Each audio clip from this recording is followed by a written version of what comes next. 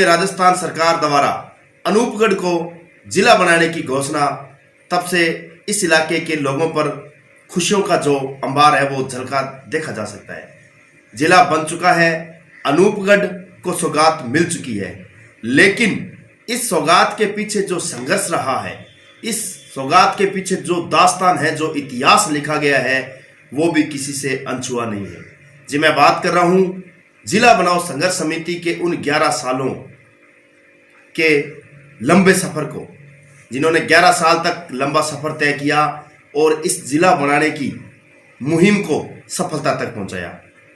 मुख्य तौर पर अगर बात करें तो जिला बनाओ संघर्ष समिति के जो अध्यक्ष सुरेश जी बिश्नोई के नेतृत्व में ये आंदोलन चला और आज जिले की जो दास्तान है वो भी जो हो चुकी है। लेकिन इसी दौरान इनके बीच में एक और भी अनछुआ पहलू जिसकी हम चर्चा करेंगे, वो आज हमारे साथ है जलंधर सिंह जी तूर। इनसे भी जानना चाहेंगे क्योंकि उस आंदोलन में इनकी भी अहम भूमिका रही है। इनसे जानेंगे क्या किस्सा रहा, कब से इस संघर्ष की शुरुआत हुई और ये जो सफर रहा वो कैसा रहा। तो जलंधर सिंह जी, सबसे पहले तो स्वागत है आपका। जलंधर सिंह जी, सबसे पहले तो मैं आपको अनूपगढ़ जिला बनने की बधाई देना चाहता हूँ। आपको भी बहुत बहुत शुभकामनाएं। ये हमारा 11 वर्षों का जो कठिन परिश्रम था, उसका जब आदमी को फल मिलता है तो उससे ज़्यादा खुशी क्या होती है, ये तो सभी को पता है। बिल्कुल। मैं इसके लिए हमारे इलाके के सभी लोगों का, जिन जिन लोगों ने भी सहयोग किया है, चाहे किसी ने थोड़ा और किसी ने ज़्यादा, मैं सभी का बहुत बहुत धन्यवाद करता हूँ। व्यापारिक संगठनों का, यूनियनों का और जनप्रतिनिधियों का, मुख्यमंत्री गहलोत जी का, कुलदीप इंदौरा जी का, उनके अलावा भी जिन जिन लोगों ने इसमें बढ़ चढ़ कर हिस्सा लिया, मैं सभी का बहुत बहुत धन्यवाद करता हूँ और आज एक अलग ही खुशी महसूस कर रहा हूँ। जलंधर सिंह जी, संघर्ष का रास्ता बड़ा कठिन होता है। जब संघर्ष की शुरुआत होती है तो चंद लोगों से इसकी शुरुआत होती है और वो संघर्ष बड़ा ही कांटों भरा रास्ता जो है वो होता है, लेकिन जब इसका स्वाद, जब इसका फल चखने का मजा आता है तो उसका स्वाद ही कुछ इस प्रकार से निराला होता है। सीधा साहब से जानना चाहूंगा किस प्रकार से इस संघर्ष की शुरुआत हुई और किस प्रकार से शुरुआती दिनों में क्या क्या समस्याएं आपको देखनी पड़ी। देखिए, हमारे एक फंक्शन हुआ था खालसा कॉलेज में। अच्छा। हमारे संस्था आए थे, वहाँ पे हम 2-4 लोग बैठे थे और हमारे मन में आया कि अनूपगढ़ को जिला बनाने के लिए कुछ करें। तो वहाँ से ही एक मैं और एक मेरा साथी अवतार सिंह भंगू, उस समय मैं भारतीय किसान संघ का तहसील महामंत्री था और वो भारतीय किसान संघ के तहसील अध्यक्ष थे। अच्छा। तो हम वहाँ से खालसा कॉलेज से आके और एक हमने वो लेटर पैड के ऊपर ज्ञापन लिखा 6 फरवरी को और उसी दिन हमने एसडीएम साहब को वो ज्ञापन दे दिया। अच्छा। कि हम कल से यहाँ धरना लगाएंगे। तो अगले ही दिन हमने 7 फरवरी को सुबह 9 बजे 7 फरवरी 2012 को अगले ही दिन एसडीएम साहब के दफ्तर के आगे धरना लगा दिया। तो पहले दिन हम सिर्फ 2 ही लोग बैठे थे। अच्छा। 2 ही लोग बैठे थे, तो सारा दिन बैठे रहे तो कोई 1-2 और आए, भाई कैसे क्या है। तो भैया हमने कहा ये हमारी मांग है और जिला बनाने के बारे में सोचा हमने। तो वो बोले यार आप तो पागल हो, ऐसे जिले बनते हैं। तो हमने कहा भाई ये हिंदुस्तान है, यहाँ तोप का लाइसेंस मांगो तो जाके रिवॉल्वर का मिलता है, जिला नहीं मिलेगा तो चलो कोई आरटीओ डीटीओ कुछ तो आ ही जाएगा। तो इस हिसाब से हम बैठे रहे। तो 5-4 दिन बाद ये बार संघ वाले भी आ गए, फिर व्यापार मंडल के लोग भी आ गए, फिर किराना यूनियन के लोग भी आ गए। यानी जैसे जैसे लोगों को पता चला कि ये तो मांग तो बहुत बड़ी है, अभी बड़ी है, उन्होंने धन्यवाद किया, यार आपने ये बड़ा जिगरा निकाला है। बिल्कुल। कि आप इतने बड़े मैटर के लिए आके बैठ गए हो, कितने दिन बैठोगे। हमने कहा अभी है गिनती बैठेंगे, कोई गिनती जब तक नहीं बनेगा। बिल्कुल। तो फिर सबसे पहले हमारा इसका नाम रखा था किसान व्यापारी लॉयर्स मजदूर संघर्ष समिति। बिल्कुल। यानी कि सभी लोगों का साथ लेके। फिर 10-12 दिन बाद वहाँ फिर मीटिंग हुई तो हमने इसको जिला बनाओ संघर्ष समिति में तब्दील किया और उसका अध्यक्ष सुरेश जी बिश्नोई को बनाया, जिन्होंने बड़े ही काबिल ढंग से इसको चलाया अपने नेतृत्व में। और हमारा ये धरना इतना शांतिपूर्वक रहा कि 11 सालों के अंदर एक भी FIR दर्ज नहीं हुई कहीं। बिल्कुल। जैसे हमने चक्का जाम भी किए, बाजार बंद भी किए, ब्लड डोनेट कैंप भी लगाए, कार्मिक अनशन भी किया, यानी बहुत मूवमेंट की हमने। बहुत बार बाजार बंद करते, लोगों से झगड़ते भी थोड़ा बहुत, लेकिन एक भी FIR दर्ज नहीं हुई हमारे ऊपर। और गांधीवादी तरीके से ये हमारा ज़िला बना।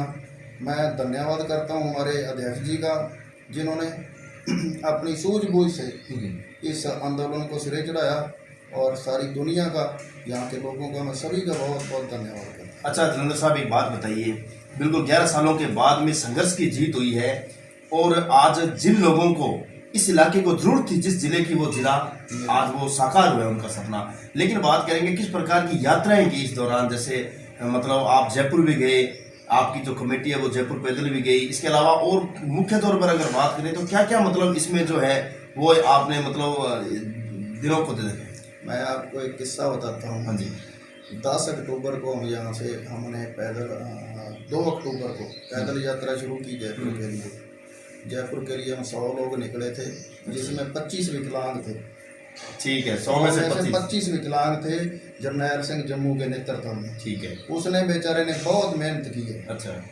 उसका देना नहीं दे सकते कि विकलांग होते हुए सिर्फ शरीर ही नहीं, विकलांगों के जो व्हीकल होते हैं ना, उनकी वो चलने वाली गाड़ी, उनके वो जो ई रिक्शा ले रखे हैं उन्होंने, उनका उन्होंने कभी किराया नहीं लिया। अलाउंसमेंट करना है, बाजार बंद करना है, बेचारों ने उनका तो देना ही नहीं दिया जा सकता, उन्होंने जितनी मेहनत की है। तो वो 25 लोगों को हम जब लेके गए तो वो अपने साइकिल पे थे, तो जब चढ़ाई आ जाती थी तो वो उनसे साइकिल चढ़ता नहीं था। अच्छा। फिर हम उनको पीछे से धक्का लगाते, खुद तो पैदल चलना ही होता था, उनको भी धक्का लगाना चढ़ाइयों के ऊपर।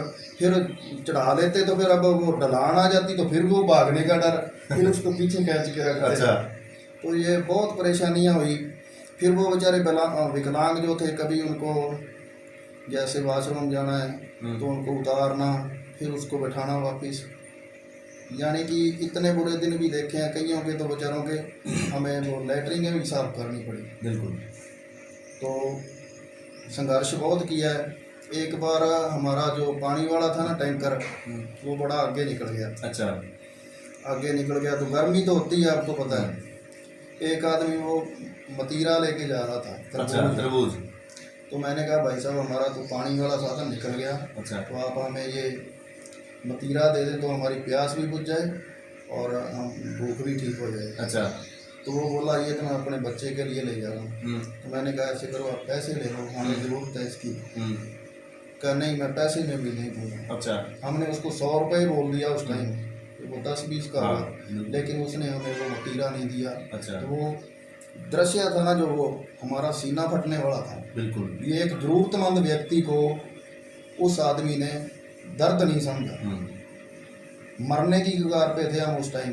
बिल्कुल। लेकिन वो आगे 2 किलोमीटर आगे जाके गांव था, वहाँ गए, फिर वहाँ जाके पानी पिया, हमारी सांस में सांस आई। मतलब इस प्रकार के बहुत कठिनाइयाँ आई, बहुत कठिनाइयाँ आई। हमारे साथ बार संघ के लोग थे, वकील थे, उन्होंने भी, बेचारों ने जितना भी हो सका। इसमें सबसे ज़्यादा बार संघ और विकलांग संघ, पैदल चलने वालों में, और सहयोग व्यापार संघ का। अच्छा। ये हमारी मेहनत, पैसा लगाया व्यापार संघ में। बिल्कुल बात सही है। वो मेहनत हमने की। जलंधर सिंह जी, संघर्ष की जीत। हाँ जी। और इस संघर्ष के दौरान अगर बात करें राजनीतिक पार्टियों की, क्योंकि जिस समय आपने संघर्ष किया उस समय मेरे को लगता है गहलोत सरकार थी, उसके बाद में भाजपा सरकार आई और आज फिर गहलोत सरकार आई है। क्या मानते हो पार्टियों का, नेताओं का कितना योगदान इसमें रहा है? नेताओं का जो अगर बात करें उनका किस प्रकार से मतलब इसमें सहयोग रहा है? नेता तो जैसे देखिए ना, कांग्रेस की सरकार थी तो वो कांग्रेस के लोग तो धरने पे आ नहीं सकते थे, वो तो बात रखते थे ऊपर अपना। तब बीजेपी वाले आके धरने पे बैठते थे सारा दिन हमारे साथ। और जैसे ही बीजेपी की सरकार आ गई तो वो वहाँ से बैठना छोड़ गए, फिर कांग्रेस वाले आके बैठने लग गए। तो नेताओं का तो ये चलता ही रहा बस। उन्होंने भी, जब उनकी सरकार थी तो वो विधानसभा में मांग करते थे, बीजेपी वाले भी करते थे, मेरे साथ भी गए थे। मैं वसुंधरा जी से बात भी की थी, मैडम के साथ मेरी आधा घंटा वार्ता चली। अच्छा। आमने सामने हम दोनों ही बैठे थे। तो वसुंधरा जी बोली, आपको जिला ही क्यों मांग रहे हो? सही बात आप है। मूलभूत सुविधाएं चाहिए, कोई मांगो। मैंने कहा मैडम अगर हाथी के पैर के नीचे सारा कुछ ही आ जाता है, आप जिला दे दोगे तो हमें अपने आप ही सब कुछ मिल जाएगा। बिल्कुल सही बात। तो वो मैडम बोली कि ऐसे थोड़ी जिले बनते हैं। मैंने कहा मैडम राजस्थान से 3 स्टेट छोटे हैं, तीनों मिला के भी, जैसे पंजाब, हरियाणा और हिमाचल, उन तीनों के अंदर 70-72 जिले हैं। और पंजाब में हर 40 किलोमीटर बाद हर डिस्ट्रिक्ट हेडक्वार्टर आ जाता है, तो अपने राजस्थान में क्यों नहीं हो सकता। बिल्कुल सही बात। फिर आप राजस्थान को उत्तर से दक्षिण में देखो, आधा बांट दो इसको। पूर्व की साइड में 22 जिले हैं, पश्चिम में 11 हैं, तो कम से कम आप इधर भी तो 22 तो कर दो। बिल्कुल सही बात है। 11 बना सकते हो आप। और कहा अच्छा, बात तो आपकी सही है।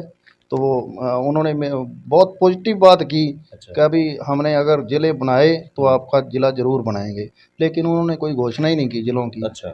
तो फिर कांग्रेस की सरकार दोबारा आ गई तो कुलदीप जी से हम मिलते रहे, तो ये बात ऊपर पहुंचाते भी रहे, करते भी रहे।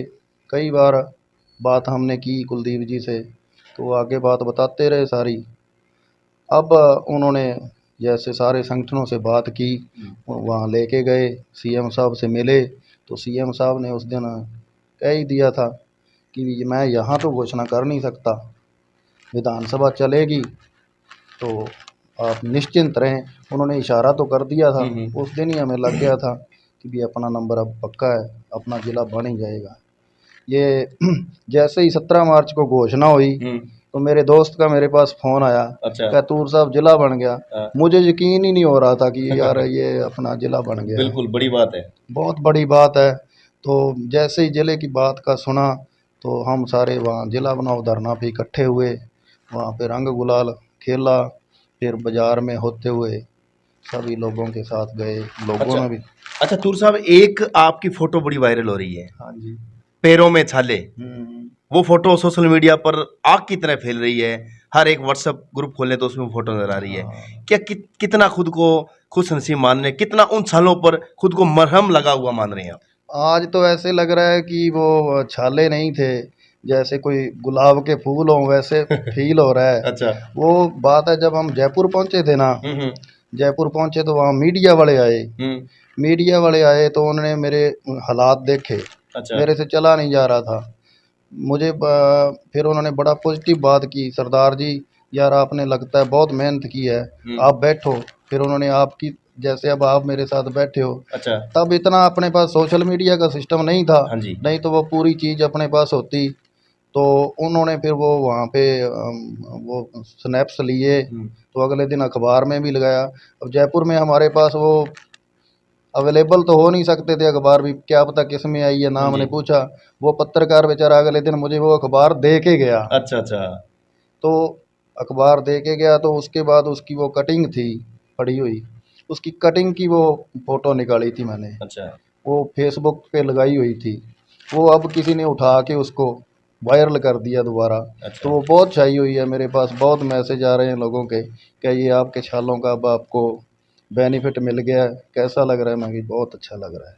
अच्छा तूर साहब, अगर बात करें जो अपना इलाका है, ये बॉर्डर का बिल्कुल सटा हुआ क्षेत्र है, और इस अनूपगढ़ को आप जो जिला बना है, अगर बात करें यहाँ पर सबसे ज़्यादा नशा, चिट्टे का बोलबाला, आपराधिक गतिविधियों में सबसे ज़्यादा जो है वो इस समय घटनाएं देखी जा सकती है, लूटमार, चीना झपटी, व इसके साथ ही मूलभूत सुविधाओं से ये इलाका हमेशा ही वंचित रहा है। जिला बनने के बाद में अब किस प्रकार से, किस नज़र से देखते हो इन सुविधाओं को? देखिए पहले यहाँ से एसपी ऑफिस पड़ता था 125 किलोमीटर, हाँ जी।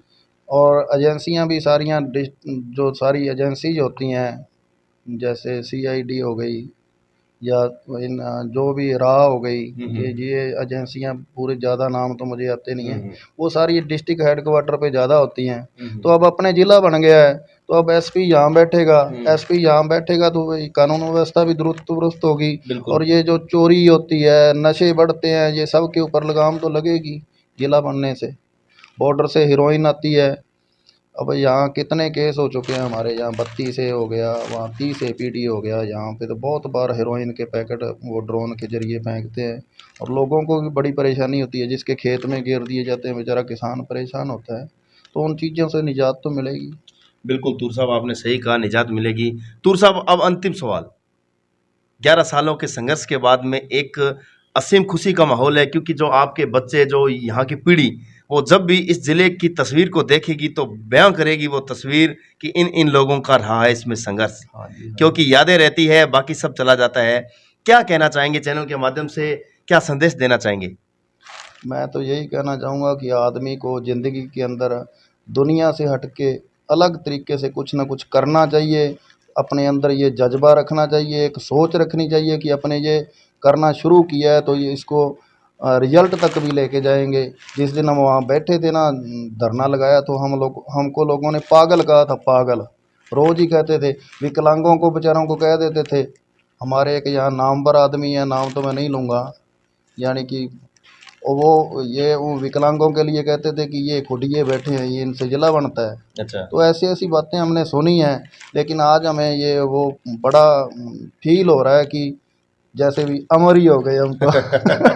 बिल्कुल बिल्कुल तूर साहब, ये खुशी चेहरे पे देखी जा सकती है। हाँ, तो कुछ काम करते हैं तो मैं तो युवा लोगों को भी ये कहना चाहूँगा कि अपनी ज़िंदगी में, जैसे मेरे पीछे फ़ोटो लगी हुई है भगत सिंह की, हाँ जी, तो मैं तो भगत सिंह का अनुयायी हूँ, हाँ जी, भगत सिंह के विचारों से सहमत हूँ, बिल्कुल। क्रांतिकारी हूँ। कहीं भड़क भी जाता हूँ थोड़ा सा, लेकिन फिर संभाल लेता हूँ अपने आप को। बिल्कुल।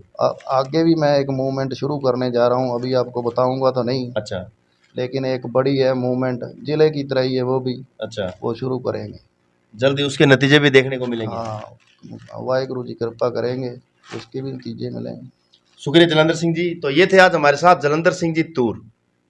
कहते हैं कि इतिहास यूं ही नहीं बनते, हर इतिहास को बनाने के पीछे जो संघर्ष होता है, वो संघर्ष भले ही लंबा होता है, लेकिन उस संघर्ष की जब जीत होती है तो उसका आनंद ही कुछ और होता है। बिल्कुल अनूपगढ़ को मिली बड़ी सौगात, और इस सौगात के पीछे जो संघर्ष रहा है, उस संघर्ष को कभी भुलाया नहीं जा सकता। इन लोगों ने इतिहास के पन्नों में सुनहरे कलम से ये दास्तान लिख दी है, और उसी दास्तान के एक अनछुए पल व एक साथी जिनसे हमने आज आपको रूबरू करवाया है। इसी तरीके से संघर्ष चलता रहेगा और व्यवस्थाएं बनती रहेगी। जुड़े रहिए हमारे साथ। मेरे सहयोगी साथी मनोज के साथ रमेश मेघवाल, अनूपगढ़।